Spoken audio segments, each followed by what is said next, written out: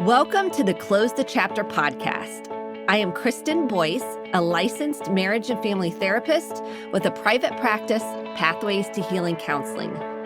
Through conversations, education, strategies, and shared stories, we will be closing the chapter on all the thoughts, feelings, people, and circumstances that don't serve you anymore and open the door to possibilities and the real you. You won't want to miss an episode, so be sure to subscribe. Welcome to this week's Close the Chapter podcast. You're in the right place. Because if you're on a growth journey, this podcast hopefully will help you not only love yourself more, but learn to love others. And key to that is understanding why you are the way you are. Sometimes it's this whole nature versus nurture conversation. And a lot of it really is rooted in utero, when your mother was pregnant with you, attachment, even if you're adopted, this applies to you. We are going to deconstruct, what does attachment even mean? How does this impact my relationships? And what's the attachment style potentially of my partner? This is such key information. Everybody needs to understand attachment. And our parents didn't know about attachment. That wasn't a well-known, research-based, at least at that point, known to the general public. Now, John Bowlby really is, and Mary Ainsworth, who I learned about in grad school, are really the pioneers of attachment. And that goes back, we talk a little bit about the origins of this. And if you're in a relationship, please share it and talk about what you think your attachment styles are. Can we heal attachment? 100% yes. This is what I do with couples. I want to help both people feel secure with themselves. The other person isn't going to heal your attachment wound. You're going to heal your own attachment wound and bring that into the couplehood. And you can't make someone heal theirs. They have to want to do that. So this episode can be a conversation starter, can be an exploratory way to talk about each of your attachment styles and how they play a role in your communication and your connection, your sex life. I mean, it affects everything. So let me introduce you to today's guest. Dr. Judy Ho is a triple board certified and licensed clinical and forensic neuropsychologist, a tenured associate professor at Pepperdine University, and published author, Stop Self-Sabotage. And she also co-authored a book, I'll Give It to You Straight-ish, What Your Teen Wants You to Know. And her third book and newest book, which is what we focused on today, was The New Rules of Attachment, which focuses on healing and secure attachment styles at any age to optimize well-being, career, goal attainment, and relationships with family, friends, and colleagues. She maintains a private practice in Manhattan Beach, California, where she specializes in comprehensive neuropsychology assessments and expert witness work. She appears regularly as an expert psychologist on TV, podcasts, radio, and she's been on the talk show The Doctors, co-host of CBS's Face the Truth, and host of the Supercharged Life podcast, which focuses on scientific, tangible tips for physical and mental wellness. She is an avid researcher. She is really into deconstructing attachment and understanding it and helping other people understand their own attachment so they become more secure. It's the goal of what I do as a therapist. But you have to self-reflect. You have to start diving into, what do you feel? Where do you feel it in your body? If you need help with this, grab the free journal at Kristen, Kristend, Boyce, BOICE.com/free resources. It's really important you're doing self-reflective work. It's critical. The clients that do journaling, reflection, make more progress and heal faster. So we have to have insight and understanding to who we are, what triggers us and why it triggers us, and what our attachment style is. So here is my conversation with Dr. Judy, and I hope it's as helpful to you in starting your healing journey or continuing it. Thank you for listening. Welcome to this week's Close the Chapter podcast. I have been waiting for my guest to come on and talk about her amazing book, New Rules of Attachment. If you haven't grabbed it, you're going to want to grab it after this episode. I am so excited you're here, Dr. Judy. Welcome to the Thank you. podcast. Thank you so much, Kristen. So excited to be with you. I've been long anticipating meeting you finally. I know that we had to reschedule, and it's just been so great to finally get to see you. And I love all the work that you're doing, and especially love the theme of your podcast.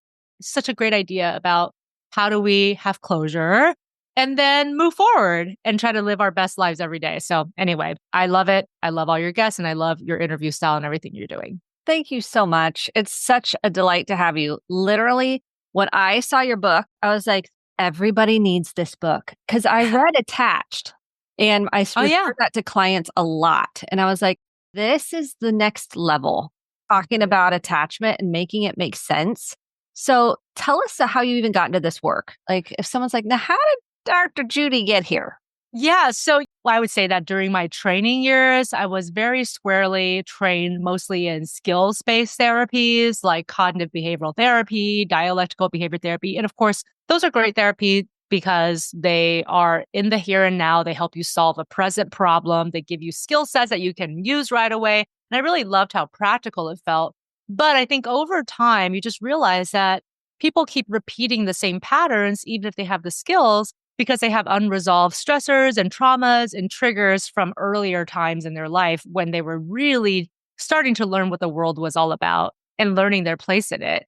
And so those early years still matter, because if you don't resolve those underlying issues, although you have the skills, which is great, the same kind of patterns are going to keep coming up that hold you back.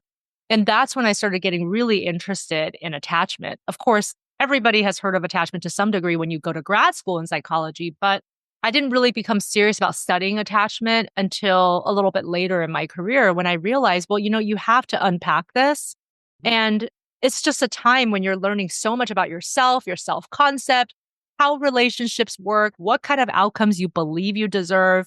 And until you really take a deeper look at those patterns, you're not going to be able to break the ones that keep coming up and keep stopping you from being the best person you can be. It's at the root. I feel like when clients come in, it's like, this is the root of Exactly. so many of their issues that they're coming into therapy with, whether it's relational, how they feel about themselves, shame, fear, anxiety. I mean, we can continue on. I think it's huge for everyone to understand what attachment is and how it impacts you. So bravo for you putting this in a book for everyone to digest. Where do we start to explain in layman's terms attachment? So if someone's like, I've heard this, and how do you explain it in a digestible way? Yeah. So I think that attachment, when you talk about it, is, like I said, sometimes people feel like, well, is it convoluted? Is it hard to understand? And I think that it's really easy to understand if you put it this way. Essentially, it's all about those essential bonds between people, especially between caregivers and children, and especially how these early bonds shape your emotional and relational development. And the crucial years, I would say, is the first several years of your life when you literally cannot fend for yourself, because that is just how biologically we're designed. We have to rely on caregivers to be able to thrive. There's other species that don't necessarily need that, but humans 100% do.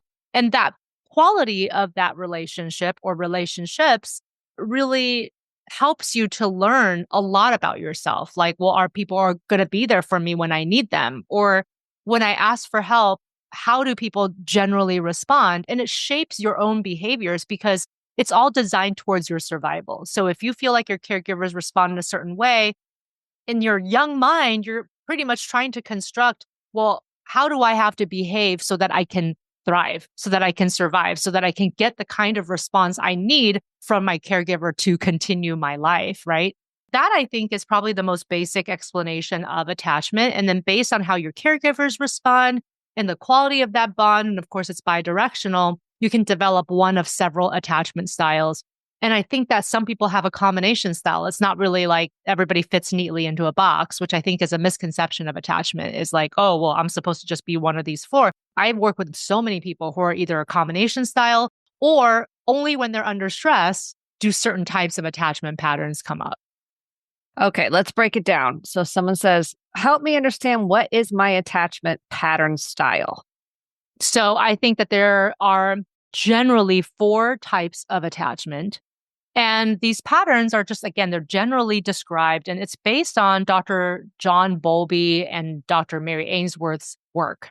They did all these research studies on infants and toddlers and their caregivers to look at how people tend to respond when they're separated from their primary caregiver.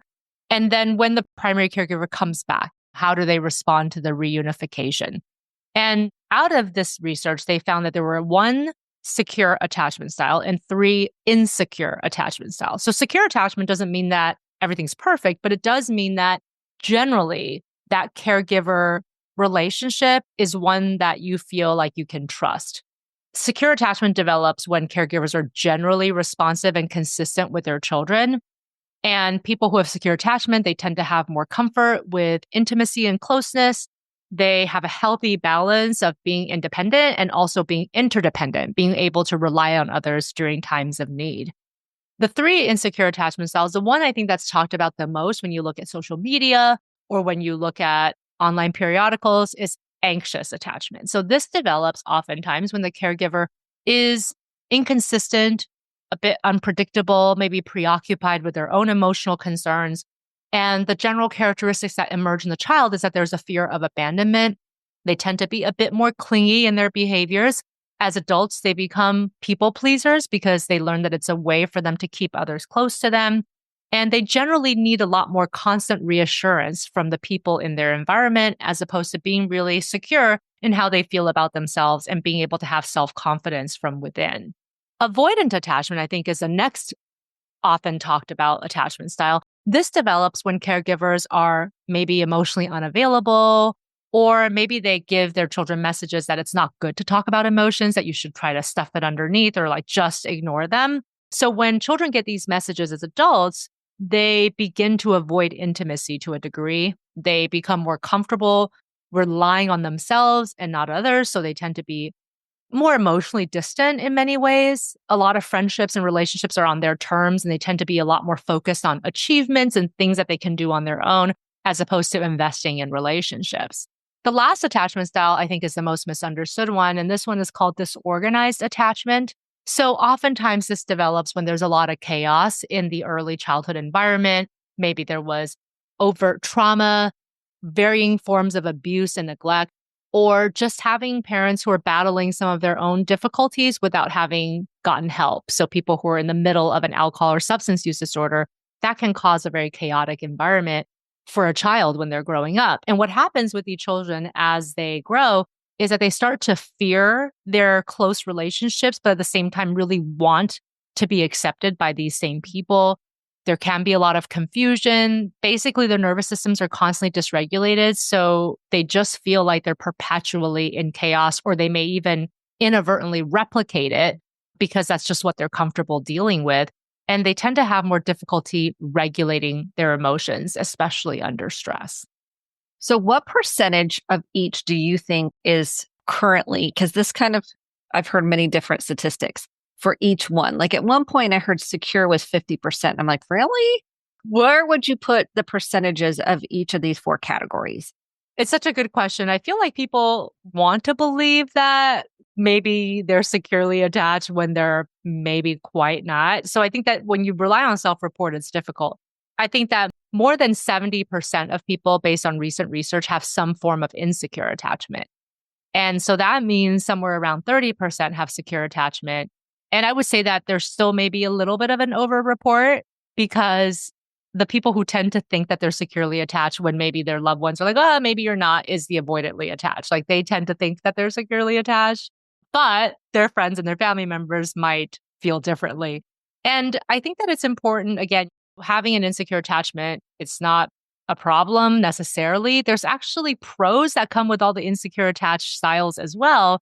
But I think what happens is people who are insecurely attached, at least predominantly in their daily lives, they tend to have more difficulty just really actually achieving deeper purpose and happiness. Sometimes people with avoidant attachment will tell me, I keep reaching all these goals. It's amazing, but like I kind of feel a little bit empty inside, even though I'm doing all these things. And so I think that if you're wondering if you have secure and insecure attachment, I think it's so much tied to your fulfillment in life, and whether or not you're able to move forward, whether or not you're able to stop self-sabotaging. I mean, there's just so many things that I think attachment styles can hold you back in. But people, if you're not being honest and reflecting on that, you may say, yeah, I feel securely attached. But then when you look at these other areas of your life that are important to you, you know that something's not quite right. So it's about being honest with ourselves. That feels more true, the 30% or maybe less. Yeah. That feels or secure. That feels a lot more true to me because I Right. rarely see, well, plus they're coming to therapy, but I rarely see a secure attachment. And when I do, I'm like, whoa, let's dive into this. How did this develop? Right. Oh, you must have had a pretty consistent caregiver somewhere, Exactly. right? It's an interesting, and it's plus with phones now, I think we're going to see more attachment Mhm. wounds develop if the primary caregiver's on their phone and then the child's being given a phone early or an iPad or whatever technology. I think we're going to see that increase even more. I'll be interested to see over time what happens. Right. So, are there certain partners that a secure person will gravitate toward, an avoidant, anxious, or disorganized? Will they pick a certain partner? Is there stats on that? Yeah, this is a great question. And I would say that in general, people who have insecure attachment may gravitate towards each other because they're trying to find some way to resolve something that happened in their childhood. So, for example, anxiously attached individuals oftentimes gravitate towards avoidantly attached individuals, Yes, and they're in my right? office. And then it's like, it's kind of a tough one because they're constantly wanting that reassurance, but that ends up smothering the avoidantly attached person because they're trying to keep some kind of emotional distance so they don't get hurt. But then it's interesting, right? It's kind of like a cat and mouse game because then the anxious attached person finally they've had it and they start withdrawing or they break up the relationship. And then the avoidantly attached, now that that distance is there, like all of a sudden they're the chaser and they're trying to get that anxiously attached person back and get that attention because avoidantly attached individuals, it's not that they don't want the intimacy. It's just that they don't want to rely on somebody and get hurt again like they have been in their childhood. And so it kind of helps when the anxiously attached person is showering praise on them and wanting to be close to them. And even though they say they're uncomfortable with it, once that all goes away, the avoidantly attached person starts to like try to get that attention again. I think that that's one of the most common dynamics. And then I would say that with the disorganized attached, it just kind of depends on the form of trauma that they had. Oftentimes, people with disorganized attachment did have some trauma and chaos in their lives. And so the partner that they seek, it's like a type of trauma reenactment. And they're trying to get a different response and a different relationship out of people who might remind them of their caregivers who were hurtful to them. And so I think that that's the hardest one to deal with. It's not that it can't be healed, but I think that the disorganized attached person, they oftentimes have gotten these messages that like, it's just not going to get any better. And so it's really important to help them to learn, well, what is actually a healing relationship and how do you identify that as opposed to going for these people that might remind you of a caregiver who hurt you in the past. What about the secure folks? Who are they getting with? Man, I mean, you would hope that just secure people just get with secure people, but obviously, because there's not as many of them to go around as we've been discussing, I think that they oftentimes pair up with just any form of insecure attachment. And I've actually seen some securely attached individuals when they've had a really pivotal relationship in their adulthood with an insecure attached individual that sometimes it can like knock them temporarily out of a secure attachment as they start to really question their own belief systems when they have a partner who might just be behaving, not necessarily their fault, but just behaving in a way that feels more erratic. And they're trying to please that partner and it's like still not working, right? They keep reassuring their anxious partner, but they're still not reassured, right? They're picking fights on purpose just to test them. And it's like, it can really knock them temporarily out of that secure attachment. And then that's usually when I'm sure they also end up in your office, Kristen. And then you have to sort of kind of get them to invest in their secure template again. Like, hey, you know what? Like, this is one relationship. And it doesn't even mean that you can't be with an anxiously attached individual. It just means that you both have to be honest with the work you have to do and find some way to not hurt the relationship while you're trying to heal yourself. Yes, because I've seen several secure pick a disorganized person. They have Oh, so yeah. much trauma and they're going to be the consistent hero of the story in a way. And it Yeah. ends up the secure person completely comes dysregulated themselves at some point. And so, yeah, it can really stir up a lot of inner child wounds. Speaking of inner child wounds, because that's part of your book, is working on this inner child to work through attachments. Can you talk about what that even means? So people are like, what does inner child work mean? How do you explain that to Yeah. someone? So, we all have this metaphorical little us that lives inside us, even as adults. And this is the child you that represents maybe some unfulfilled hopes and dreams from childhood that carries childhood wounds with them. And that does come out and affect you because there's a reason why Freud came up with this one defense mechanism called regression. I mean, we all do it to some degree when we're stressed, right? Like we just want to go back to a simpler time in life. I mean, it can be something that is so basic as there's just days where you just don't want to work. You don't want to deal with your adult responsibilities. You stay in bed a little later than you'd like, or you go to Disneyland to try to recapture your youth. I mean, everybody does that to some degree. But I think that the reason why inner child work is so important is that those wounds, they can come out in different ways and it can make that regression a lot more harmful to your life. So for example, because you're triggered by something that happened in childhood that was hurtful, you end up lashing out at your boss or you lash out at like a really important person in your life. And then afterwards, of course, you can apologize for it. But I think a lot of people end up saying, oh my gosh, like I'm so ashamed about what I did. And then they beat themselves up. So like obviously those secondary thoughts and emotions can be even more harmful to your self-esteem. And so I think it's important just for us to all recognize that all of us have some form of an inner child that lives within us. And there's some things that your inner child has tried to communicate over the years. Maybe it didn't feel like people was going to hear it. And so they've tried to hide those parts away. But it results in you not feeling completely aligned with who you really are, because that's a part of you that needs to be honored and recognized and healed. And so inner child work is really about being able to confront whatever outstanding issues you still carry and being able to heal yourself. I mean, sometimes you can't rely on other people to give you what you want. I've had people come to me in my office and say, well, my mom or my dad, like I want them to apologize for what they did to me. And you have to understand that sometimes they may not be ready to do the work, or maybe their perspective was just different. 95% of parents are not being abusive on purpose. They're just dealing with their own stuff. And maybe they're learning patterns from their own childhood and parenting that they now carry in their parenting that didn't really work for you. But a lot of the times, they're not even doing it on purpose. And so waiting for them to somehow recognize things is not necessarily the best way to heal your inner child. It's really about taking the adult self, the you that's here and the you that is effective and knows yourself, and saying like, how do I reparent myself? You know, how do I give myself that healing? And that's a really big part of the process. And I think that's where the freedom lies, because oftentimes our parents, as much as they did the best they could, and people that can be triggering to some folks, but if they knew what they knew, because they're stuck in their inner child. I think they didn't get what they needed. And so they're stuck in their inner child, a part of them that never got healed. And then that gets transferred to you. And then you get to be the cycle breaker and decide, I want to feel more secure with myself. Exactly. I want to feel more secure in this relationship with this person I'm in, because that insecurity can dominate how you feel. And I mean, do you feel like that insecure takes over in a way? Just daily life, thoughts, behaviors. Talk about that.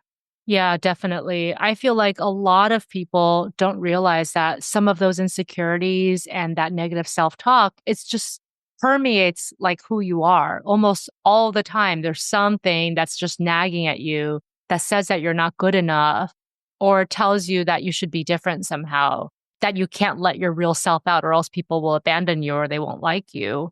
And it's so important to know that our thoughts can become things if you don't deal with them. And not every single thought you have in your brain has to be a reality. I think so many people think that's how it is, that like, if you have a thought, that must mean that it's happening or that it's going to happen. But thoughts are just mental events and they're interpretations of your experiences. So while it's not necessarily helpful to think positive all the time, because that can veer into the realm of toxic positivity, I think what is helpful is to recognize that there's always another way to look at it. And just having a more balanced viewpoint of what's going on. And that's really ultimately what's going to serve you, because all that negativity and that hate and that resentment, ultimately, the only person that it hurts is you. It doesn't hurt anybody else, because you can be angry at your parents or anybody else who you feel like has harmed you, but that anger just festers in your physical body and in your mind and creates more negativity. And it makes it a lot harder to do the healing work. And I really like what you said, Kristen, about being the cycle breaker. I mean, so many of us have some form of intergenerational trauma, but it takes just one person to say, well, it's just going to be different with me, or it's going to stop with my child. And that's going to make all the difference. That's the best investment in yourself you'll ever make because it affects everything in your life. And so this Yes. inner child that says, well, nobody likes me. I'm too much. Nobody really cares about me. I'm worthless. I'm all these shame stories we tell ourselves. When we do the inner child work, how does someone begin to nurture that part that says, I'm worthless? Nobody cares about me. I think that it's important just to recognize that universally, all human beings have worth and that you're not any different. I think that sometimes people think, well, I've made too many mistakes or done too many bad things or been hurt too many times to feel like I have worth. But all human beings have worth, and it has nothing to do with what you've done and what you haven't done. Just the fact that you're a human being means that you have worth. And that really calls up a lot of the work that has to do with self compassion. So, self compassion can be really difficult when you don't feel good about yourself. But if you can try to recognize that there's another human being somewhere in this world that probably feels almost exactly the same way you do. And what would you tell that person? What would you tell a loved one, somebody that you really cared about, if they said what you're thinking to yourself to you? Like, hey, this is how I feel about myself. Like, what would you tell them? And then trying to instill that lesson upon yourself. Like, if I'm able to do this for a person that I care about or love, or even a complete stranger, like give them compassion, how can I give myself compassion? So, one of my favorite exercises is to do a visualization that essentially is about sending good thoughts to people in your life and then ultimately sending good thoughts to yourself. And it's called the loving kindness meditation. There's a lot of different versions of this. You can just Google it on YouTube and you can see all kinds of guided versions of this from 3 minutes to 20 minutes long. But I feel like if you're able to put this into essentially like a weekly wellness routine where you just take a few minutes out to do that, over time, it really does start to take hold in your mind. And you start to see yourself differently. You see that you're somebody who can still be loved and cherished, even when you have made mistakes and even when you've lashed out at somebody and even if you are unhealed. All of us are works in progress. We're never going to just be like perfectly developed human beings. Like that's the whole point. That's the whole journey of being a human. That's what I love about it. When you can have that, when you can really reframe that this is why we're here to learn, to grow, to evolve, to heal. And it's like kind of these delayering of your life. I think it Mhm. sets the mind shift a little differently to say, even though I make mistakes, quote unquote, I didn't believe in mistakes, but even though I don't feel good about myself at times or I do something I'm not proud of, those are all to say, what is it for you? What is the key there for you to explore? There's something there for you to explore to expand more. And that's what I think attachment does. It's like an opportunity for expansion and ways to open up yourself to more love. Because if you're scared of love, that's what attachment does. I think in so many ways, loving yourself and loving others. It's a real deep wound. Exactly. I mean, it all comes back to, can you love yourself? And if you can't, then all your relationships are going to be missing something, right? Because you're always going to question it if somebody does love you, Always, because you're gonna be right? like, "I love you," and you're like, "Well, why? What makes you say that?" You're not gonna believe them. And it leads to self-sabotaging behavior because a lot of times people will say, well, if you say you love me, that's because you don't really know the real me. And then they try to set up all these tests until the person finally gives up and says, you know what? I can't keep doing this anymore. And then what happens is they use that to reinforce their own belief system. Like, oh, right. See, See, I knew you were going to leave. But it's like they created that.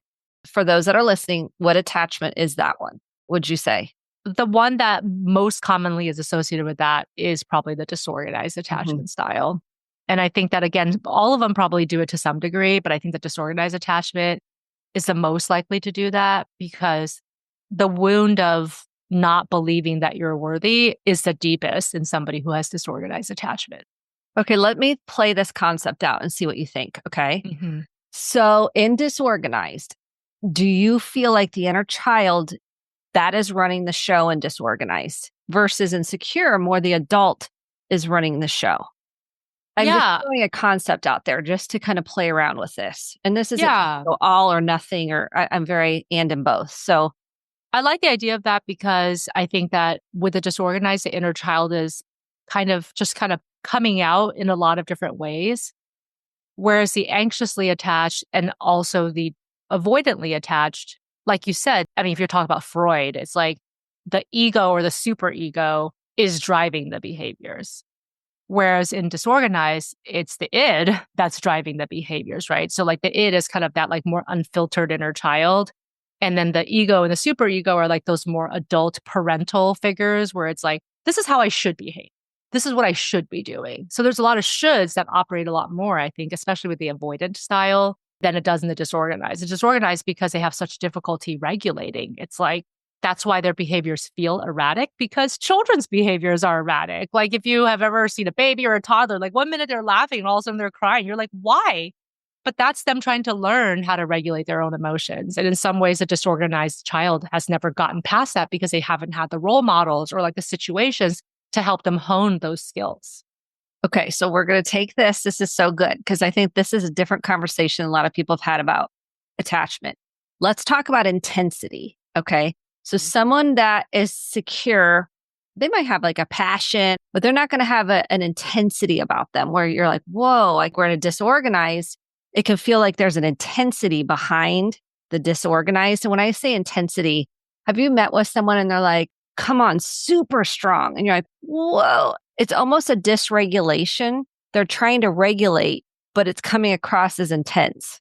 Yeah, definitely. And I think, again, it's sort of that feeling of, I want to do it this way so that people don't hurt me, right? So you kind of present that like very strong front. And sometimes people are like, oh my gosh, this person is like just railroading me. But it's a protective mechanism. And I think that if you can see that when somebody around you behaves in a way that's hurtful, that's erratic, 99% of the time, they're responding to a past hurt of their own. It's not that they're just jerks or that they're just terrible, evil people. I mean, yeah, that's true of some humans, but that's like 1% of humans. Most people are like responding in a way that is because they haven't figured a part of themselves out. And if you can even take that compassion with other people, it can help ultimately with compassion towards yourself. Yeah. And it helps you understand when you understand yourself and you understand attachment, you then begin to understand other people and take it less personally. Exactly. Now, it doesn't mean it's not going to hit on something, but I think you have a deeper understanding of human development and how this, you're like, oh, the curtain gets pulled and you're like, oh, I picked this person. They don't have it to offer right now.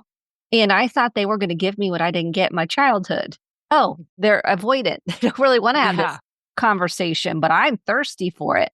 Oh, but they didn't grow up with this either, or they might have grown up with someone intense in their life. So that kind of whatever messages they got are conditioning. So when you think about healing insecure attachment, what are the top 3 things if someone's like, I really want to work on this? What are the 3 things that really are the most important to begin healing that developmental trauma, I would say, or attachment wound? Well, I think that they're all around the theme of reparenting. So again, like really understanding that your adult self is the best person to heal your child self and that inner child that maybe had those unmet needs and those wounds that weren't taken care of. And reparenting sounds like a really big word, but really practically it breaks down to some very concrete things that you can do every single day. One thing is just cultivating self-compassion, like we've been talking about, using affirming self-talk, not just everything's going to be positive, but more like it's okay to feel this way. It's okay to react sometimes because you weren't prepared or because an old wound came up. Like just letting yourself know that it's okay and accepting those parts of you that you tried to shove away or that you felt like were unseemly and you didn't want to show to the world, like just letting yourself know that you're okay. That's a really easy start is just saying, it's okay, you're okay. Also, even setting healthy boundaries is a form of reparenting. So many times we're pulled in so many different directions, but it's really important just to ask yourself, like, is this of value to me? If I make this decision, does that honor my top values? And if it doesn't, then you do have to set those boundaries and push back a little bit on people who might be asking a lot of you. I also think that if you connect with your inner child, try to understand what parts of your inner child have not been attended to and unaddressed, really understanding what those unmet needs are, and then thinking of one specific way that you can try to meet that need for your inner child today. And it can be something so small, right? So if your inner child is saying, hey, as a child, I was not paid attention to, I felt neglected. It's a simple way to do that is just ask yourself, well, what's one way that I can make myself feel attended to today? Is that just getting a little bit more sleep? Is that taking one meeting off my calendar? Is that doing a self-care activity? It's just about understanding the parts of yourself that wasn't fully expressed and has those unmet needs, and then finding one small way to honor it today as from your adult self. It's a gift from your adult self to your inner child. Is there anything we didn't cover that you feel like is really important when we're looking at insecure attachment and healing it, or Well, just the subject in general? yeah, I think that so many people look at this and they think, well, my insecure attachment is just a style that I have, and I'm just going to have to learn how to live with it as opposed to heal it. And the big message in my book is about healing insecure attachment at any age and stage of your life, that that's possible. But it does start with a belief in that process. So you have to believe that that's possible. And I have seen people and people I've worked with personally who in their 60s are doing attachment work and have found secure attachment after decades of trauma. So anybody can do it. It's just about starting with that belief in yourself and saying, I can take myself through that process. Thank you for saying that, because I have witnessed this in what I do. That's the reason I do what I do, to help Mhm. people feel more secure. And there's where the freedom lies. So if someone can Yeah. start feeling more secure, more grounded, more themselves, more integrated, differentiated is the term we use, to have your own thoughts and feelings. That's where the freedom comes along. So it's really worth it. Never, ever, ever too late to start. What has been the most groundbreaking for you, maybe life-giving book that you've read? It doesn't have to be about attachment. It can be about anything that really changed your life or made an impact or got you to think in a different way. Yeah, I would say The Happiness Trap by Dr. Russ Harris. He is one of the founding fathers of acceptance and commitment therapy. And it's really what started me on the path of understanding why self-compassion and acceptance is so important. Because so many of the times, and I'm speaking from a type A person's mentality, I know that I'm a type A person and I like control, but there are things that you can't control. And there are things that you just have to accept about yourself, about the situation. And if you stop wrestling with it so much, it really helps you to find not only peace, but also a much more creative and helpful solution to whatever you're going through. Yay, I love that. So you think that that made the most impact, and it helps you accept kind of the as is, if you will? Yeah, this one concept that the book talks about, which is radical acceptance. It's like, even if I hate what's going on, I'm just going to accept it. And that's it. It sounds so simple, but it's hard to do It in is. practice. But it's so helpful when you can do it. It is liberation. It's something I've been on a journey of, just accepting the moment as it is. Yeah. And control is kind of, yes, I can control how I respond to something. But beyond that, it's a trust exercise. I mean, it's a let go, accept the as is, do what you can, let go of the rest. I mean, I don't mean like let it go, but I mean accept it in a way. Exactly. Surrender. Exactly. Surrender. Is this something you practice in your own life on a regular Yeah. basis? Yeah. And I have to remind myself a lot of the times that, hey, this is a moment that you can't change. So you have to practice radical acceptance now. Like you said, it's not about like not doing things that you know can be helpful, being able to change the way that you react to something. But it's about, well, I've done all that already. I practiced my skills and I still hate what's going on. Like, what next? What next is you got to let it go. And it also relieves you of thinking that you should be doing something in the moment when you truly can't, because that is where a lot of anxiety comes from. It's like, I'm going to try to control this. Like, well, a lot of things that people are trying to control when they're struggling with anxiety are things that they can't change. It's so So, true. yeah. So it's like, what can you change and what can't you change? And then letting go of the what can't you change and just accepting it. You don't have to love it. You just have to say, hey, it's okay that it's happening. I don't like it, but it is happening. So I got to just be accepting of that. We're accepting the reality of it. We're not in a fantasy of what we think it is. We're actually accepting the moment as it is without making up a Exactly. story in our head about it. Is there any practices you do that helps you? I would say that it's really, for me, just going back to like literally even writing it down, because it helps you to process it in a different way when it's almost in slow motion because your mind works so much faster, like 20 times as fast.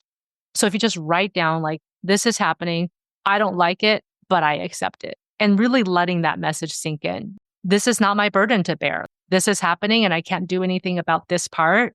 So I'm just going to acknowledge it and let it go and move on to do something today that is important to me or I do have control over.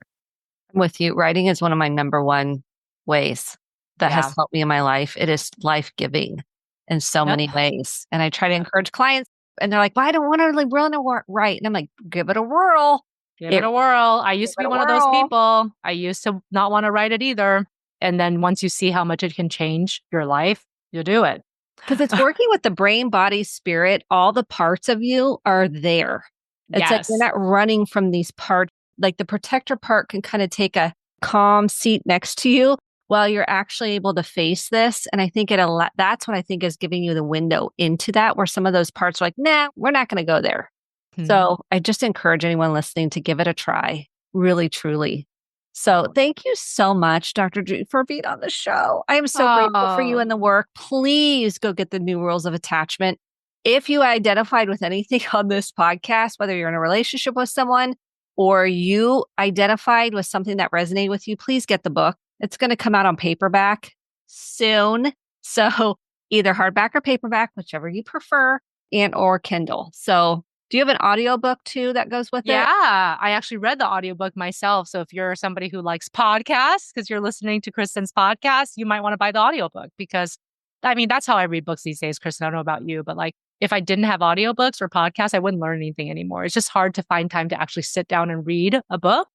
But if I'm on the go, if I'm driving, if I'm doing an errand, like I can still keep learning. And that's what audiobooks and podcasts have been giving me. So absolutely. And thank you for having it in your voice, because when people hear you, like on this podcast, they want to hear your voice because they've already connected with you in that way. And I think when someone else reads it, it kind of can jolt the nervous system. So the fact that you're reading it, bravo. And I know that's a lot of work. So get the book, listen to it, and start doing the work today. It's never too late, and we're cheering you on.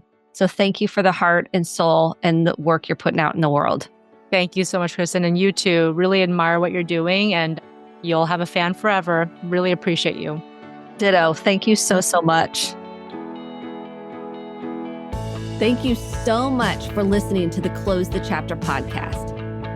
My hope is that you took home some actionable steps along with motivation, inspiration, and hope for making sustainable change in your life. If you enjoyed this episode, click the subscribe button to be sure to get the updated episodes every week, and share with a friend or a family member. For more information about how to get connected, visit Kristen, Kristen, Boyce, BOICE.com. Thanks, and have a great day.